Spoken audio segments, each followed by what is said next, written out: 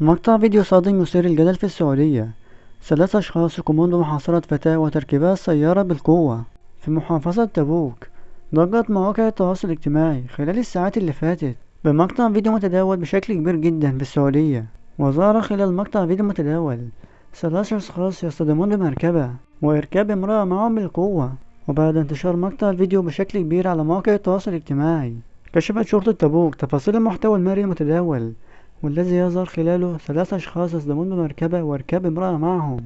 وقال المتحدث الرسمي لشرطة تبوك أن رجال الأمن باشروا الواقعة في حينها، وتبين أن هناك خلافات عائلية، وتم اتخاذ الإجراءات النظامية وجاري البحث عن من وثق ونشر ذلك الفيديو على مواقع التواصل الاجتماعي. ولحد هنا نكون وصلنا لنهاية الفيديو.